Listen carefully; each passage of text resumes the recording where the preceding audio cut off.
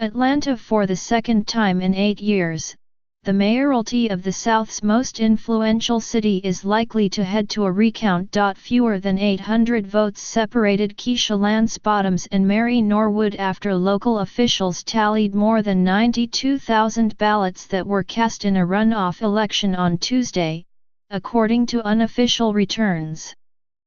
The margin was narrow enough that Ms. Norwood, seeking to become Atlanta's first white mayor in more than 40 years, said she would ask for a recount. But Ms. Bottoms and her allies declared victory early Wednesday. This has been a very, very, very long campaign, but as we look ahead toward the future, I look forward to engaging with each of you, making sure that our city continues to move forward, she said.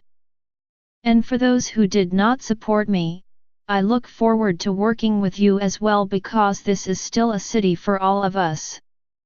It was a head-spinning night in the Georgia Capitol for Ms. Bottoms and Ms. Norwood, who traded leads after a fractious campaign in which race was a persistent undercurrent.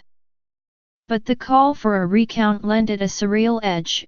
In 2009, Ms. Norwood sought a recount when she trailed in the mayoral election. Ms. Norwood ultimately lost that race, by 714 votes, to Qasim Reed. Early Wednesday, Ms. Bottoms's lead was 759 votes or about 0.8% of the vote, within the range in which a candidate is allowed to ask for a recount. If Ms. Bottoms is eventually declared the winner, she would extend decades of black political power in Atlanta, which has not had a white mayor since 1974. Although a recent poll suggested that Ms. Bottoms was trailing, her campaign appeared to benefit from the support of many of Atlanta's most influential figures in an aggressive effort to depict Ms. Norwood as exceedingly conservative. The winner will succeed Mr. Reed, a term-limited Democrat who endorsed Ms. Bottoms, next month. At a raucous campaign gathering early Wednesday, Mr. Reed introduced Ms. Bottoms as his successor. While the mayoral race in Atlanta is formally nonpartisan, Ms. Bottoms made her political allegiance plain. She was a Democrat whose beliefs aligned with those of a growing city known as something of a southern bastion for liberal politics. Over the weekend, two of the nation's most influential Democrats, Senators Cory Booker of New Jersey and Kamala Harris of California, visited Atlanta to campaign for Ms. Bottoms. Democrats also relentlessly targeted Ms. Norwood, an independent, as Mary the Republican, and said that her ties to Republicans, as well as her refusal to endorse the Democratic candidate who lost a bitterly contested special election for Congress in June, made her too conservative for Atlanta. Yet there were relatively few conspicuous policy differences between Ms. Bottoms and Ms. Norwood as they competed to lead Atlanta, a city of about 473,000 people. Like other anchors of major metropolitan areas, Atlanta is struggling with severe income inequality, the perils of gentrification and gridlock for its commuters. There is also the haze of a federal corruption inquiry at City Hall that undercut Mr. Reed's final year leading the city. He has not been charged with any crimes, nor has he been implicated by any of the evidence that has been made public. And, as with most high-profile campaigns in municipal politics, there were plenty of moments when the contest seemed like little more than a proxy for settling scores and cultivating grudges. It's become more of a name-calling. She's a Republican. This is the one who has been involved in criminal activity, said Robert A. Holmes, a former state legislator and a biographer of Maynard Jackson, Atlanta's first black mayor. You haven't really heard a lot about the issues because there's very little difference between the two.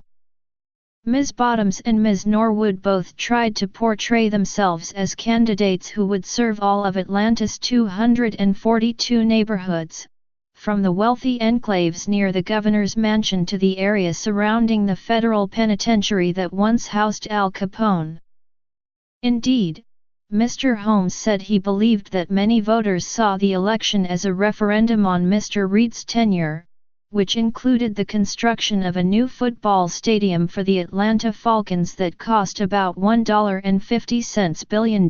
But the matter of whether Atlanta would elect its first white mayor since the Nixon era was an inescapable subject.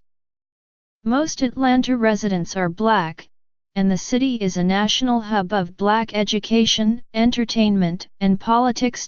Yet the mathematics of black influence have shifted as Atlanta has evolved. Blacks don't have a supermajority anymore and, because of that, can't just rest on the laurels of getting 90% of the black vote and being able to win, said Andra Gillespie, a political scientist at Emory University who studies African American politics.